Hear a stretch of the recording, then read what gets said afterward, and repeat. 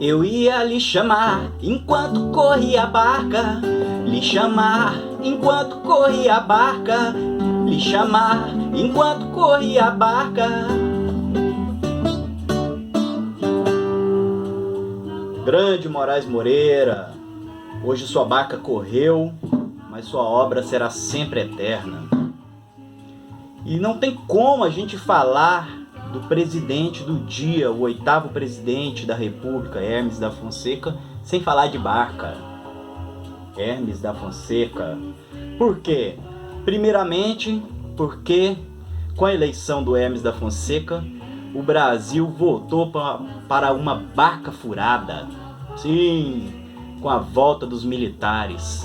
Como a gente falou no vídeo anterior, as prévias para a escolha do candidato que representaria a situação foram um pouco conturbadas, não é? Porque uma turma estava querendo ali ainda o Davi Campista e a outra galera querendo o Hermes da Fonseca.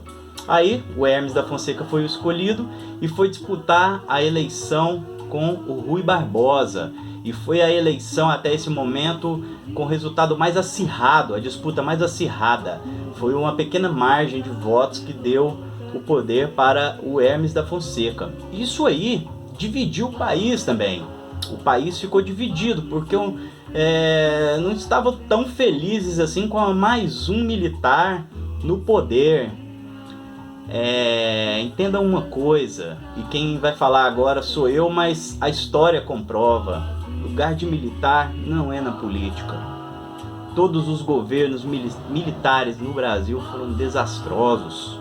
Você pode chegar à sua conclusão estudando, lendo, tudo bem?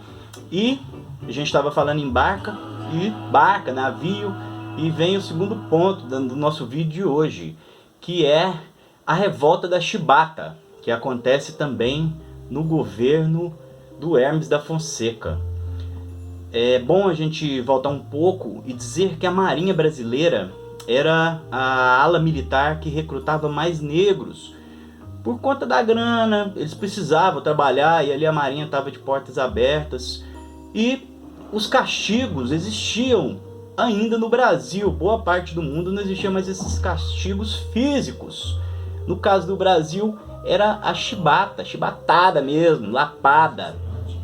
E os marinheiros brasileiros tiveram contato com outros de outros países e descobriram que só no Brasil que ainda existia esse tipo de castigo. E começaram a revoltar com aquilo. Aprontava alguma ali e recebiam chibatadas. E num belo dia, a gente falou no vídeo anterior que o Brasil tinha adquirido alguns encoraçados, né? O encoraçado Minas Gerais, encoraçado São Paulo, e aí eles adquirem outros, né? O Bahia, o Deodoro, juntam os marinheiros nesses encoraçados e mais 4 embarcações e rebelam, ameaçam bombardear a capital federal, Rio de Janeiro, se esses castigos não cessarem, não acabarem a partir daquele momento. E não só ameaça, como bombardeio, começa uma revolta, uma guerra. E nessa guerra acontece uma trégua. O Hermes da Fonseca propõe uma trégua, diz: olha, nós vamos parar então com os castigos e vamos também anistiar alguns marinheiros aí, os cabeças, os líderes dessa revolta, como um que ficou bastante conhecido como o Almirante Negro, o João Cândido. Se você quiser saber uma visão registrada em música, ouça Mestre Sala dos Mares, do João Bosco e do Aldir Blanc. Essa música retrata muito bem um pouco da história do Almirante Negro. Então, os marinheiros aceitam essa trégua que o Hermes da Fonseca propôs e param. Acaba a revolta da chibata. Só que o governo não cumpre com a sua parte. O governo pega alguns desses marinheiros aí e manda lá pro Acre, sim, exílio. E outros são fuzilados mesmo, morrem. Eles não cumprem e continua a chibatada e continua tudo, não tem nada que parou nesse governo aí.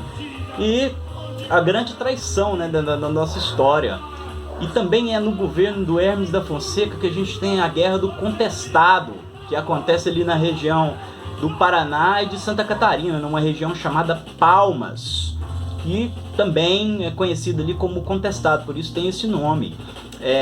Por conta dessas modernizações que estavam acontecendo no país, que a gente está falando, veio uma companhia aí que fica responsável pela construção da estrada de ferro, chamada Brasil Railway Company, e ela constrói essas linhas, né, essas trilhas, e isso aí expulsa também a população, né, dos seus lugares ali onde que vai passar essa trilha. E nessa aí uma turma se reúne, junta sob a liderança de um cidadão chamado José Maria, que era um cara messiânico, tinha aquele quê ali de religioso com um político, e esse movimento começa a crescer e vai crescendo, e o Hermes da Fonseca fica preocupado junto com os barões, ali, os coronéis dessas regiões, e organiza uma expedição para dar cabo nessa guerra. Isso aí também serviu para afirmar a principal característica do Hermes da Fonseca, que era o militarismo.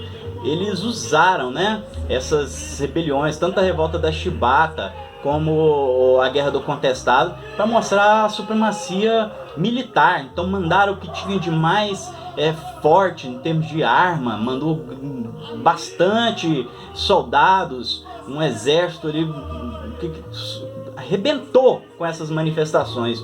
Isso aí a população foi ficando pé atrás, né? Foi, putz, voltou, a gente lutou tanto para acabar com essa hegemonia militar na política, e agora eles voltam com tudo. E não contente só com essas daí, ainda acontece um terceiro episódio no governo do Hermes da Fonseca, que é a política das salvações, ou salvacionismo. O que foi essa política?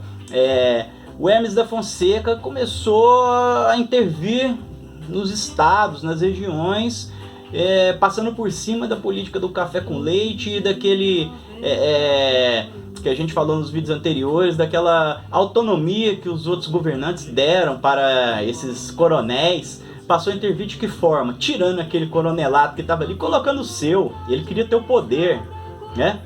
Ele queria controlar tudo e foi dando limpa e colocando os seus. E um episódio que ficou bastante conhecido na história acontece lá no Ceará, que foi a sedição de Juazeiro. Acontece ali na região do Cariri, e tem como um dos líderes também o padre Cícero, o Padim Cício, que se reúne, se junta com um coronel muito conhecido daquela região do Ceará ali, chamado Acioli, Antônio Pinto Nogueira Acioli.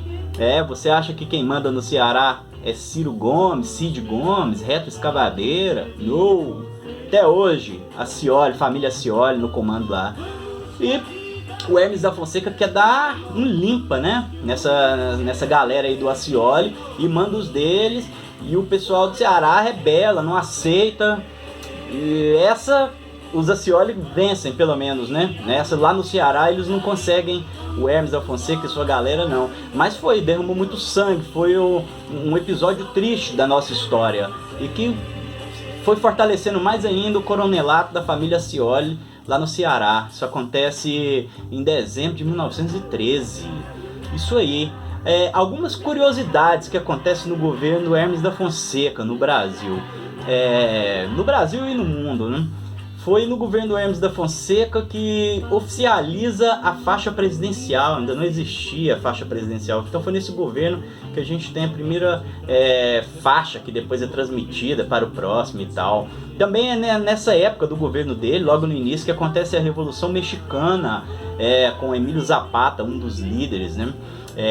O bondinho lá do Rio de Janeiro, dos morros, ele também é inaugurado nesse governo dele.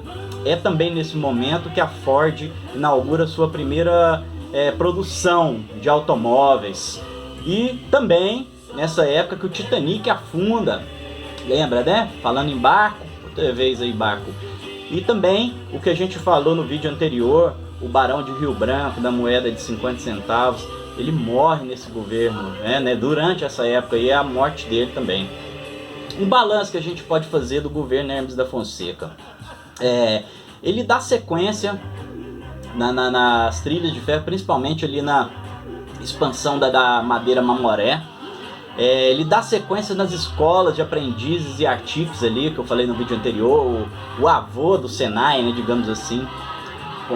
Continua, né, dá sequência nisso aí, investe mais nessa produção.